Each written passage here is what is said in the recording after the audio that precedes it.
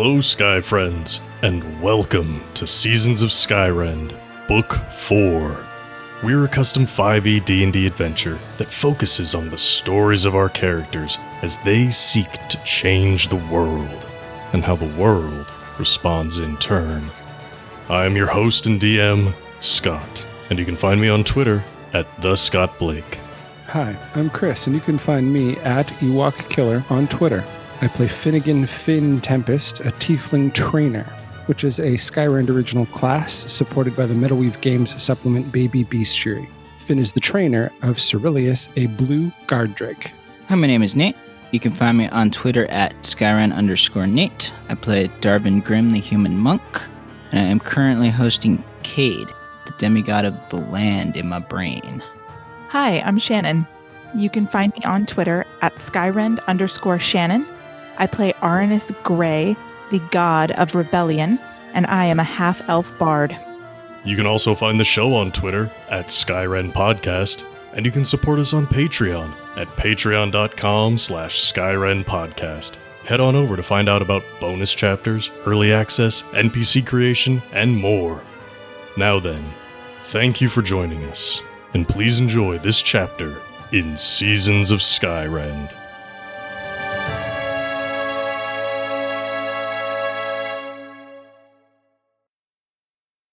As you leave, she's trying to straighten up her desk, clean her things off. This is just like ruined her day. Ruined her day. But yeah, Lynn Jarvis is in the contract house today. Are you just going right there? Yep. Cool. As mentioned, the contract house is practically next door, but it is walled off. Approaching the gates, there are a couple of guards standing out front, swords at their side. The gate is closed, of course. And one of them will stop you and she says, "Hold up. Business, please." We're here to see Lynn Jarvis. And you are?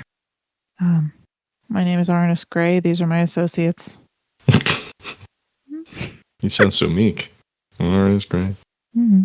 I don't need to throw my whole weight around all the time. It just gets showy. In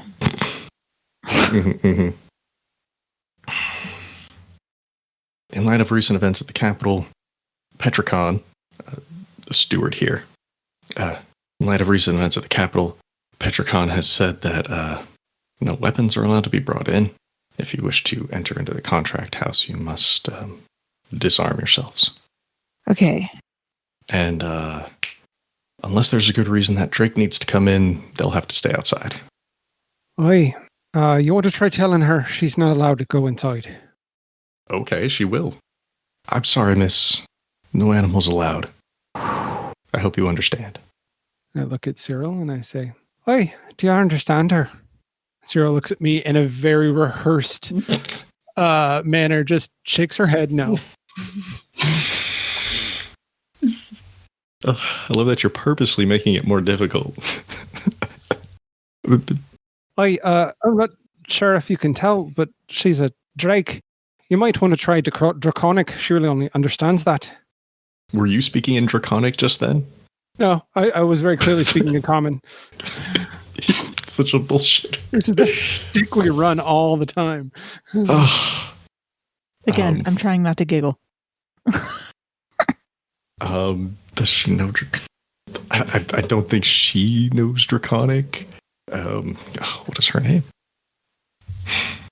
She turns to the other guard there at the gate, who's this much larger, beefier guy. Looks like he's a Goliath. She says, "Hey, Banbrook, you know Draconic?" He says, "Nah, Harriet, I don't. Never got around to learning it, Didn't come up in guard school."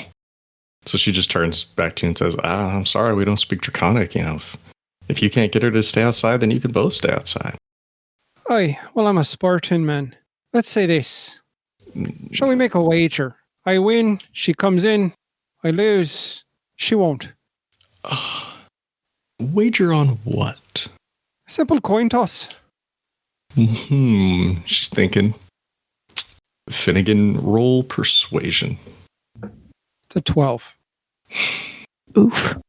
I mean, she goes in. I might lose more than a coin toss. I could lose my job. If you want to bend the rules, I gotta have a good reason to do so. Darvin or Arnis, would you like to assist Finnegan in convincing her to take this coin toss, which I'm just gonna assume is rigged in some way? I'm trying to think of an angle that doesn't feel like extra bullshitty, because my first instinct is to like ask her if she's familiar with the concept of an emotional support animal. but but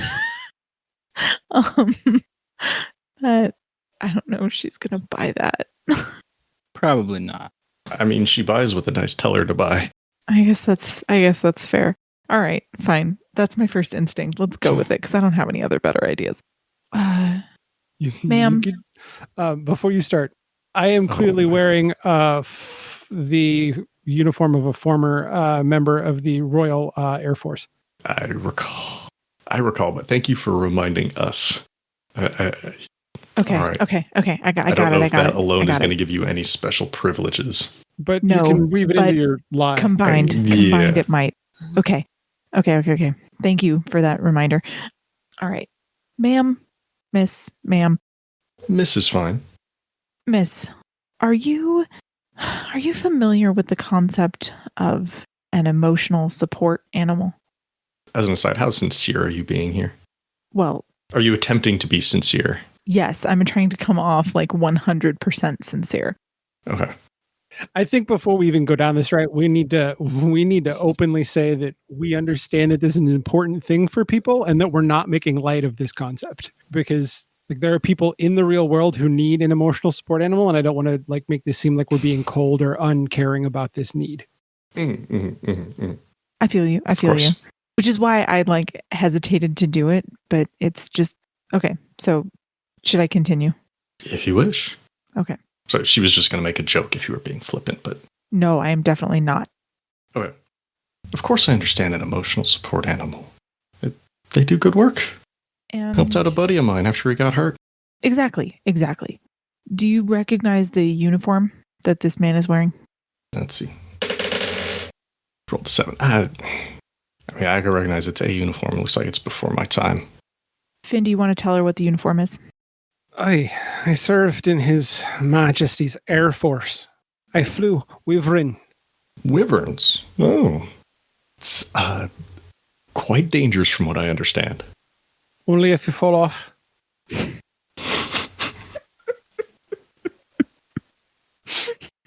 Sorry, I'm laughing. Arnis is not laughing.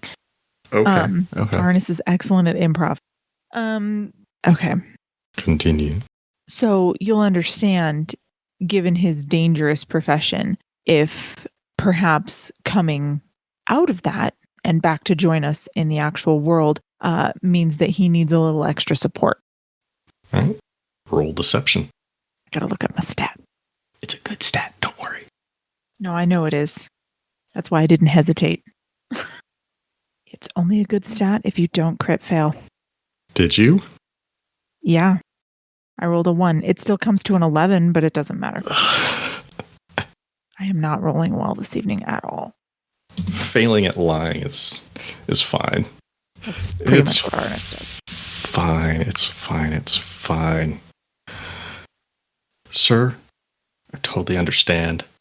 I absolutely do not want to take away anything that this animal provides for you. However, without an official seal on the harness there, I have no way of knowing whether or not this is an actual support animal or not. And if this was just the store, if this was the stained court, I'd make an exception for you. But Contract House, got Petricon in there, everybody is on edge after the Capitol, after the explosion in Vermilion. I'll be happy to keep you company out here, if that's okay. But just can't bend the rules on this. Very strict orders. I understand. You're following orders. I've done that before. You're not a bad one. You said she can't go in? Yeah, that's what... Is that the rule? Okay, then. I look at Cyril and I say, Perfodio sequitur. And she burrows into the ground. Where's she going? She's going to follow us, but from under the ground. I'm just curious how this works if you go upstairs. That's a really good question.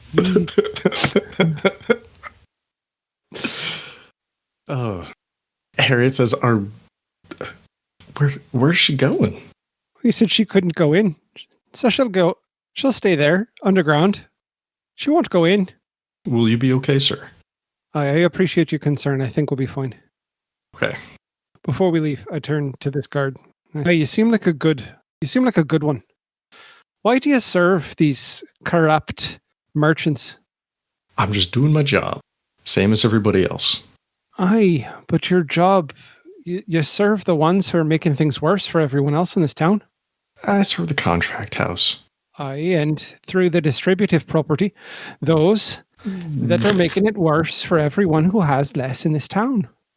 I don't know what to tell you, sir. I don't have the ambition to tackle big issues like that. I just want to do my job. Just want to keep folks safe. Aye. And that sounds like a very right thing to do. But you might want to think about who in this town needs the most protecting. If you ask me, the winds are changing, and you might want to think about which side of history you're going to be on. And I gotta tell you, anyone who resides behind their own private wall probably doesn't need as much protecting as you think. Okay. You've made some very valid points, but Harriet and Banbrook still want you to disarm before you go inside. The complaint wasn't just about Cyril. Bows, daggers. It's not too big an issue for me. I don't think I actually have anything on me. I have my loot. Mm-hmm. But I Which think they're not gonna clock as a weapon. That's They it. don't have a reason to because you haven't done any magic with it. Okay. Chris, does Finnegan have any way of communicating with Cyril when you're out of sight? The telepathic is only when I can see her, right? From what? I think it's from Master Trainer. Okay, let's see. Master Trainer. No, it's the next one up. Oh, it's from the intermediate trainer then. You may communicate with them telepathically as long as both of you are on the same plane of existence. So yes, I can communicate. Nice. Good level 10 class feature there that we built. Okay, so then I'm less worried about how this works when you go upstairs, because I know at least you can communicate to one another. She can tell you where she is, you can tell her where you are. It just means if she ends up busting up through the floor, that means she came through Other rooms. Other rooms first. She's in the walls. Great. Your Drake is just going to haunt this castle. Okay. So are the rest of you removing any weapons that you might have with you? I am carrying a whip, two daggers. Oh, yeah, those are weapons. I'll hand those over. Are they going to clock my wand? I don't think so. Probably just because it is small, and unless you're carrying it in your hand at the moment. I carry it in a hip holster. Oh, in a hip holster. Thanks. Let's see if she wants to say anything about it. She'll take the whip and the two daggers, hand them off to Hanbrook. She rolled a 4. I think she sees it. She might feel a little bad about Cyril. So even if she does see it, she's not going to say anything about it. Unless you want to call attention to it. Nope. Okay. Arnis, Darvin, do you have any weapons you need to remove? I have a sword that I can't remove. Leg sword? Yes. And I also have a regular sword, which I can remove to placate them. Okay. But I can't remove my leg sword. And it wouldn't be sheathed, so it's, it's blatantly out. Right. It's ghost leg. Yeah. Harriet takes that's the draconic rune sword, right? Yes, correct. Okay. She takes that and she goes, ooh, this is nice. Hanbrook, be nice to this. I mean, if we lose this one, we can't get it back. Don't. Daggers and whips, yeah, we got an armory. That's fine. This sword, though, whew, nice stuff. Don't lose it. We won't. Your leg, don't step on any toes, please, sir. Deal. Anything else that you need to leave behind with us before we let you in? That's it for me. Yeah, I'm good. All right, nothing else from me. Okay. She'll open up the gate and let you in. Handbrook will store your weapons in like a little guardhouse. I've got a storage room in there. I forget how ineffective it is to take your guys' weapons.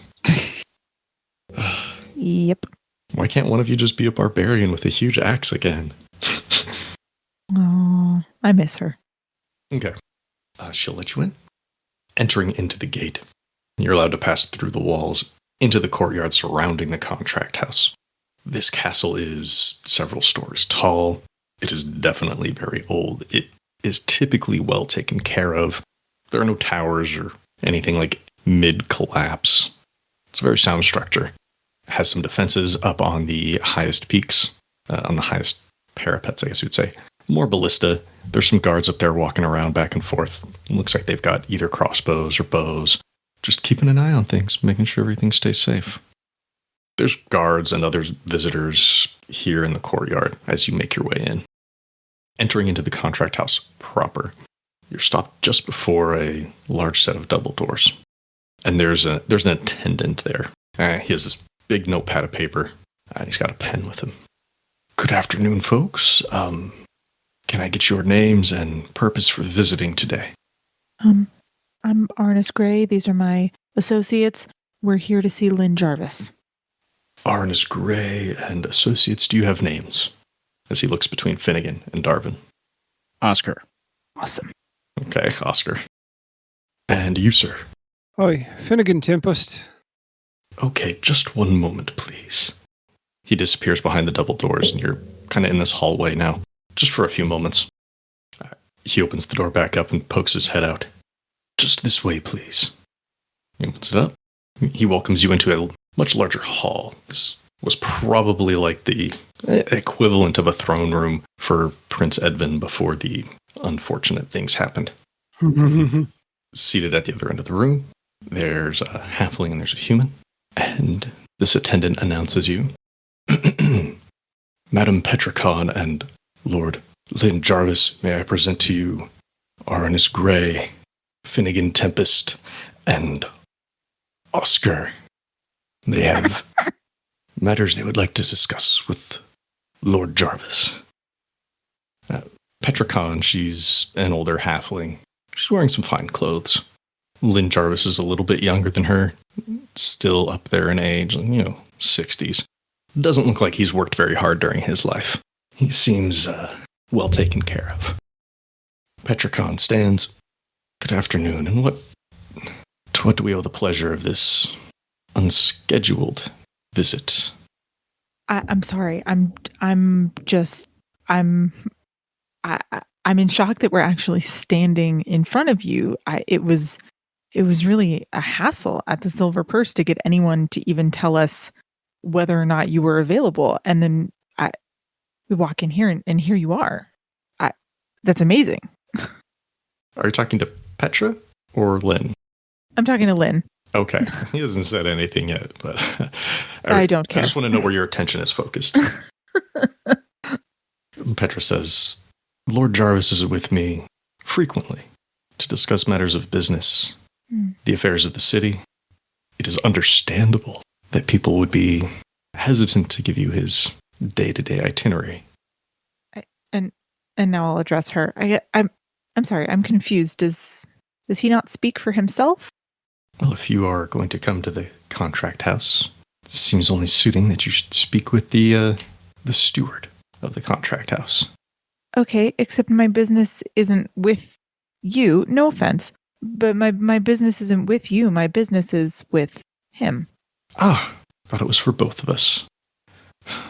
Well, I didn't realize we were going to be seeing both of you, and I told them we wanted to speak to Lynn, so but we got both. He is sitting there. He's got a smile on his face like he's got a smile on his face like he doesn't have a worry in the world. Petra motions for you to step closer if you wish. Not like come sit on our laps closer, but like get within normal conversation distance. There's no chairs for you though. You have to stand. I figured. All right then. What is your business today with Lord Jarvis? Still really confused as to why he hasn't spoken. That's fine. I don't like that at all.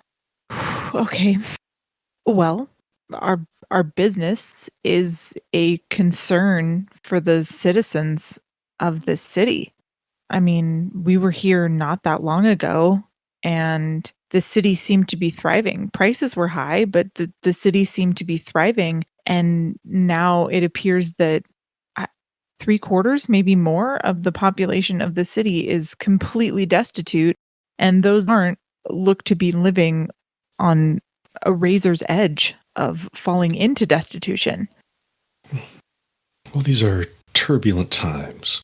From what we hear in the capital, the giants have taken over. We have no idea if they will maintain business as usual with us. We're trying to prepare as best we can for the worst. If the capital decides to cut us off entirely, we'll be left to our own resources, and we need to make sure that we have enough to take care of everybody, even if that means hard times. But until things have stabilized, we can't afford to be so frivolous. And yet here you are behind a wall with guards. Yes. So it's not frivolous, that is security. From whom? From the unknown. Hi, is that what you call those who can't get in because they can't afford the fee to get into town? Seems like a mighty fine euphemism. Wait, are you talking about the main city gates, right? Yes. Mm-hmm. Okay. We just need to make sure that the people coming into the city will not be a further drain on our resources. A small fee to enter, yes. But if we allowed everyone in without knowing what lies in store for us, we could be opening up everybody to potential terrible, terrible outcome. Remind me the fee. I'm sorry. Remind you the fee, like how much it costs? Yeah. It was a silver a person and a gold a wagon. Oi, so you're saying it's fair to charge a farmer his entire month's wages to bring his wagon into town to try and sell his goods? Well, once he brings them in, he'll be able to sell them and earn his wages. Aye, yeah, and then he needs to pay everything he just made to get back in next month, and therefore he makes no money to put food on his own plate. Sir, we are not responsible for the financial planning of the citizens. You're not responsible. That's the problem. Wait a minute. Wait, Finn, I'm sorry. Did you just say that you are not responsible for the financial well-being of your citizens? Financial planning. Oh, the financial planning of your citizens. Yeah. So wait a minute. You're telling me that you don't care what happens to the people of this city. If you're not responsible for their financial planning, oh God, I hate that word. I hate that phrase. I hate it so much.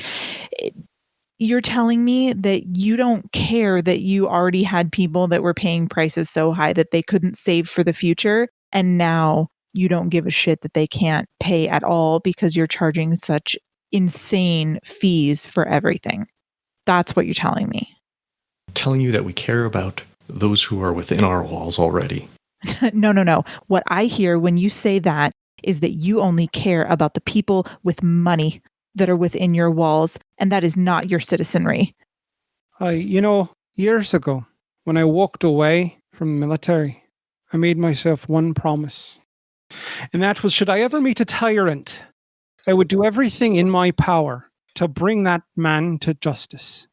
So I tell you what, you got two choices.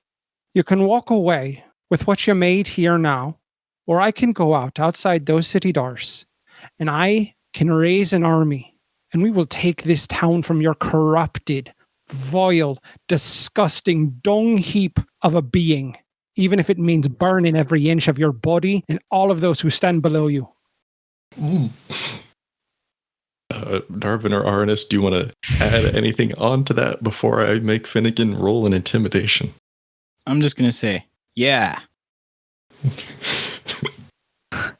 I feel like You feel like what? Okay, I'm trying to decide exactly how I want to do this, because I want to do something that's incredibly that's really showy in a way that Arnis has not been. I'm just trying. How do I want to drop this? Okay, I know how I want to do it. Okay, it's not showy. It's just it's performative in a way that I haven't been Arnis is going to be performative? No. No, it's just like, okay, so he says all this stuff. Mhm. And I say, and you bet your ass that army has the blessing of the god of rebellion. Nice. All right, Finnegan, roll intimidation with advantage, please. It's a 14. Not quite as hot as I was expecting there. Well, I have 0 bonus to it. It's why I keep trying to get him to stop talking. That's why I want to encourage him to talk, though. It is very fun to have a blustery party member. He spent 10 years biting his tongue in the military. He has a hard time not biting it anymore. Okay. Continuing on. Finnegan has made a threat against Petra Khan and Lynn Jarvis that if they don't change their ways, he's going to burn this mother down. Yep. Finn's going to go get an army and come and destroy this place. And apparently, the God of Rebellion has something to say about it too. However, with just a 14, this is what happens. Petra Khan begins to say, "Now see here." And before she can get any farther, Lynn cuts her off with a glance and just a quick little He sighs, just like and stares at the three of you. "Petra, don't waste your words. Clearly, these people would rather see chaos than stability. And if you kept yourself more apprised, you would know when a former member of the Wyvern Guard was here. You would know Darvin Grimm, and you would recognize Arnis Grey, the God of Rebellion. 2 of them are responsible for what happened in the capital. But you never read the reports that get sent. It's frustrating, Petra. Frustrating. And honestly, I do not have time for the 3 of you. If you take up arms against this city, you'll be shot down. The soldiers at the ballista are very skilled, and the contract houses very well protected. The 3 of you, right now, might be dangerous, but you don't pose the threat you think you do. You can leave." And then there's a flicker of light through Lynn, and the illusion vanishes, and he's not there anymore. It was not the actual Lynn, it was just a projection. Petra hangs her head and says, "I hate when he does that." So not only is he a tyrant, but he's a coward. This will be fun. "I'm sorry you hurt him. You should go." I'll be back with my own army. Darvin, Arnis, Finnegan is all puffed chest right now. Wait a minute. Do you want to leave and come back, or are you just pressing your advantage now? No, neither. But I would like to ask Petra a question, if I can. After threatening her. Cool. Go ahead. Yeah. So, you're the steward of the city. Mm-hmm. He is not. Mm-hmm. Why does he get to talk to you like that? Roll persuasion. No disadvantage or advantage. 24. Another 24. 9 on the die. See, you got those low rolls out of the way right at the beginning. Now we're doing good.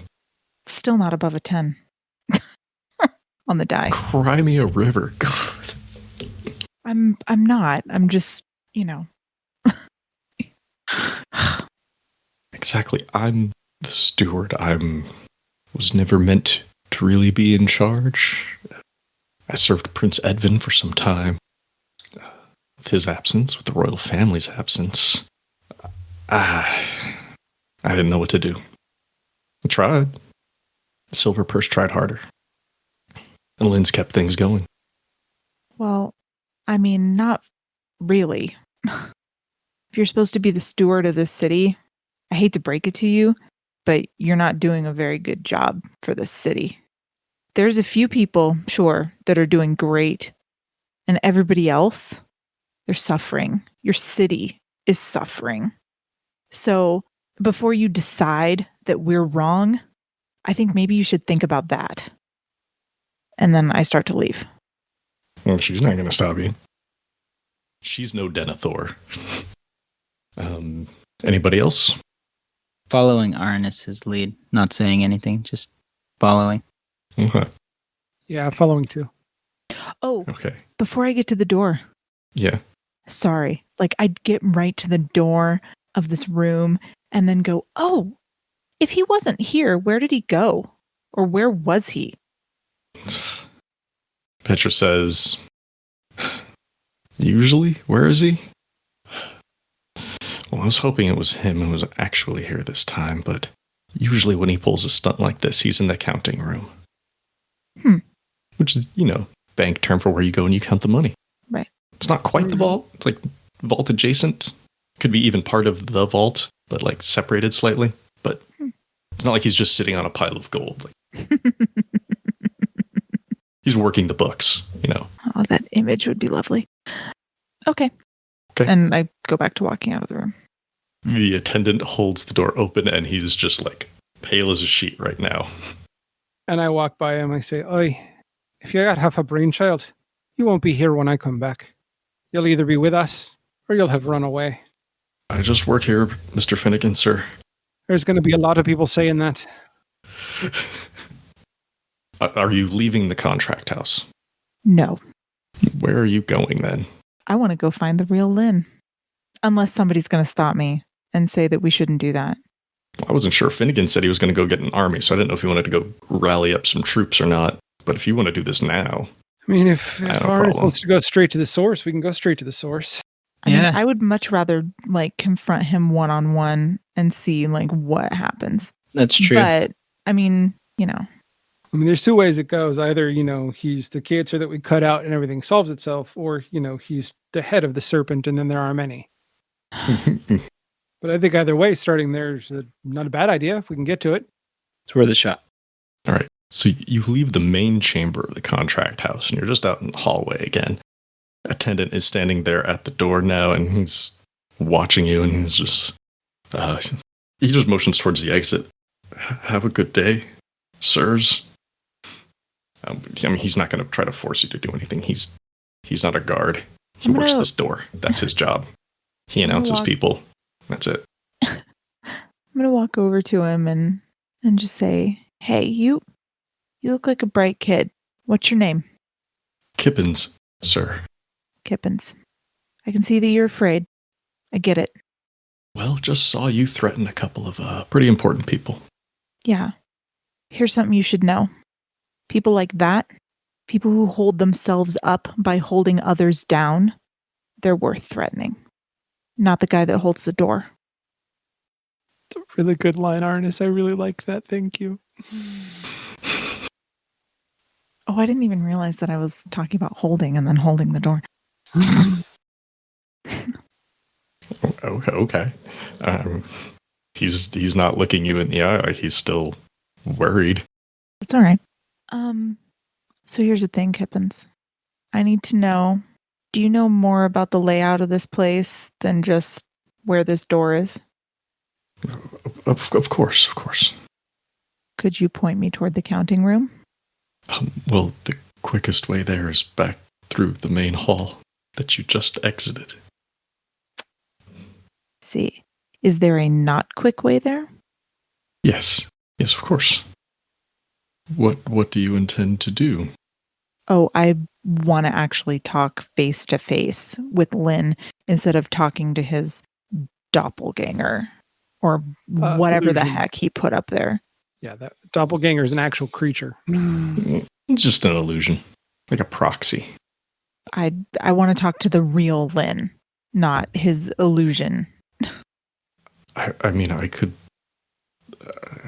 tell you, pretty much how to get there, but I couldn't go with you. I can't leave my post, for one.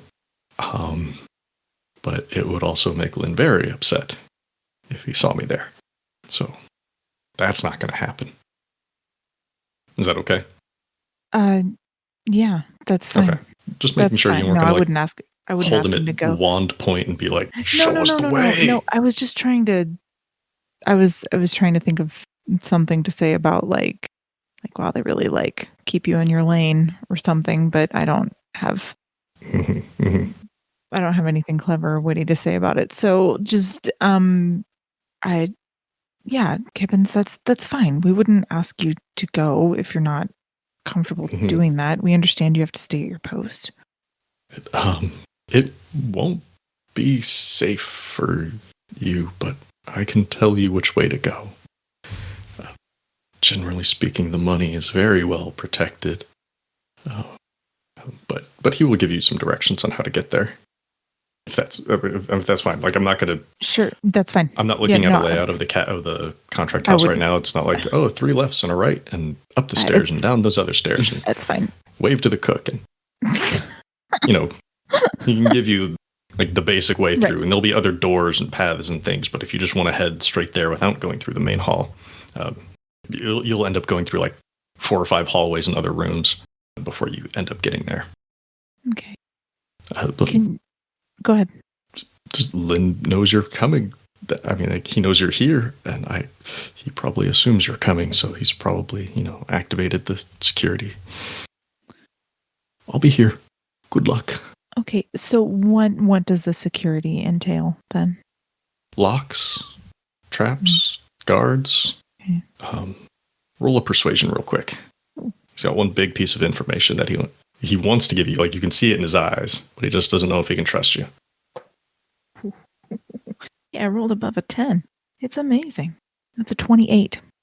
The final halls leading towards the counting room and the vaults are protected by more than just guards. There's Lynn's a little paranoid. He knows that it's not always strength that wins. He knows sometimes it's magic. It's cunning. And he had some anti-magic fields installed, suppressing magic. Huh. Okay. Is that like including in the counting room itself, or? I'm not allowed in there, so I don't know. So you wouldn't know. Okay. That's fine. I didn't expect him to have the answer to that question. Do you know if there's a way to deactivate? I don't know. Breaking it, maybe? I'm no magician, no wizard. Breaking? Is it just like a device?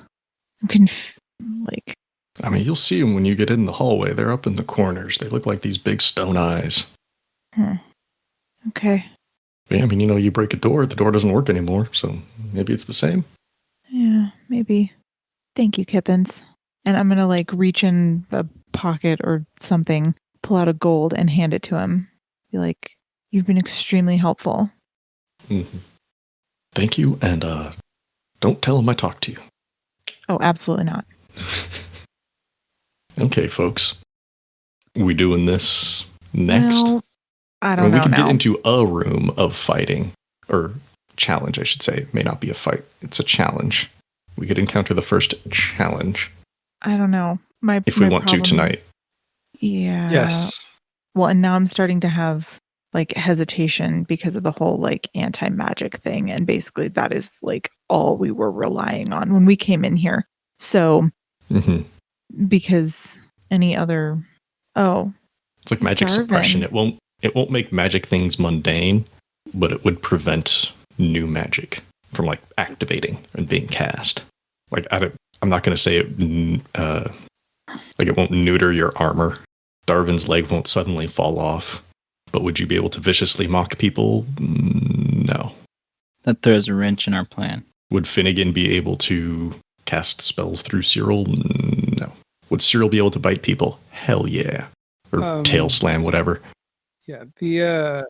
If what's preventing it is magical, that can be dealt with. We just have to figure it out. It also just occurred to me that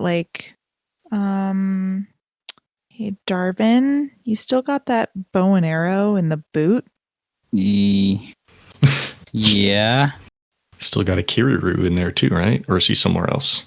A Kiriru. I think he's in there. Did we? We didn't stick him anywhere else, did we? No, not yet. No, I mean, not unless yet. he's just in your pocket. I don't know. No, he'd be in the boot probably. Mhm. rummaging Like, around through our Like Sir shit. Carl, if you were to summon him before entering an anti-magic field, he would probably still... I don't know if he would still be active, actually. I've given him so much personhood now that I'm scared of making him just, like, turn into a tiny little statue. But I don't know. We'll see what happens when we get there. But I suppose either way, we're going to run into the same problem. yeah, to take a step back, that's only, like, the final halls leading in. There are still other halls before then that are not protected by the anti-magic fields that just have, like, guards and locked doors and possibly some traps. In which case, then, I figure if we can get through all the guards and all the other stuff, then we have the potential to at least have some weapons in addition to our own cunning to try to deal with the anti-magic field. Not to mention we've got sneaky Cyril being Cyril's sneaky. still just burrowing under the around. contract house. Yep. She's cool like that. They need to install ground sensors. Question for Finnegan. Yeah. If Cyril happened to burrow into a basement that was just filled with venison jerky, would they get distracted and not show I up? think most definitely. They would just go to... It would be a full Garfield moment. Okay. All right. Just thinking of, like, if rolls go poorly, what might be the reason that Cyril is late? Food. Yeah. I mean, if you want to leave the contract house and go get any assistance, that's something you can do. I don't know if the guards would be as nice to you upon seeing you again. They wouldn't. Right. So either we go down there and confront him now, or we have to come back with an army. Like, those are really the only two options. We have to come back with overwhelming force. And I would much rather just go talk to the guy and maybe fight him. Probably fight him. Talk to him and maybe fight him. And Okay. So rather than exiting the contract house, going back into the city, getting your weapons, meeting up with your party, you want to go deeper into the contract house. Find Lynn Jarvis, find this counting room, and tell him what's what. Set him straight. Kippens, after seeing you threaten Petricon and what turned out to be the illusion of Lynn Jarvis, I don't want to say was happy to help, but scared enough to help, and certainly, apparently, not loyal enough to withhold information. He gives you directions on how to get to this counting room. And the first part of that requires going down one of these offshoots, taking a turn down the hall, heading away from the exit, taking a curving corridor through the contract house, and you come to the first door. Rather than going back through the main hall, which is the shortest way to get to the counting room, you're taking the long way around.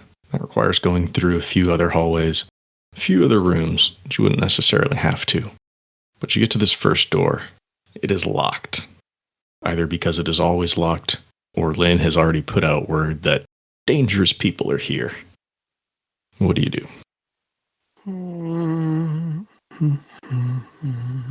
What does everybody else have to be able to do here? I have a complete and total lack of brute strength. Same.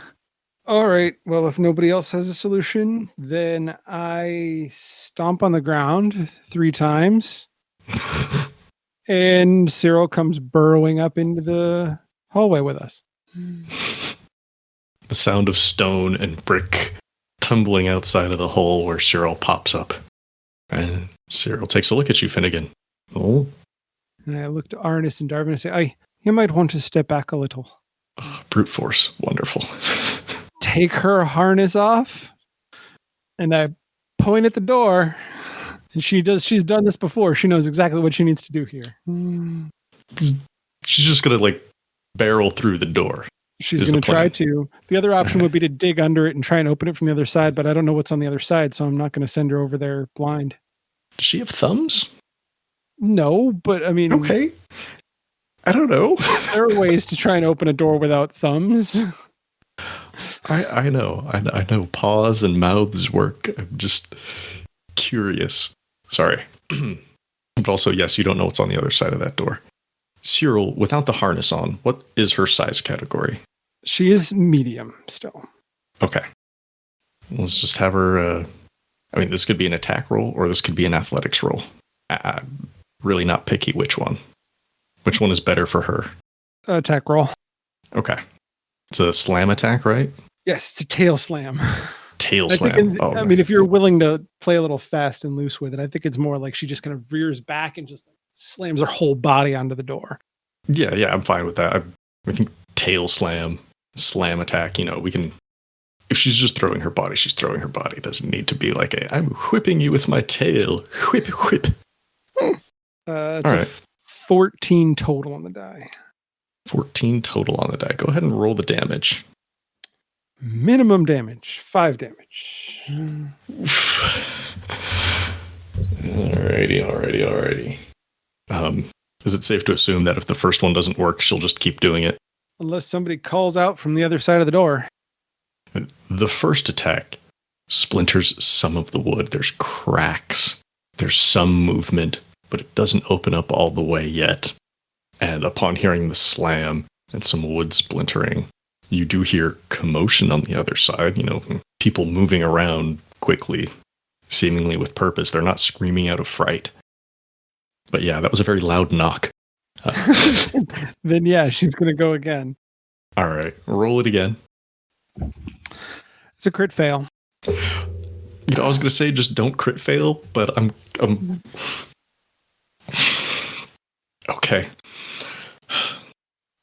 Cyril takes a couple steps back, charges at the door, and you see her upper torso just slam through, and the door swings open, and she's just stuck in the middle of the door.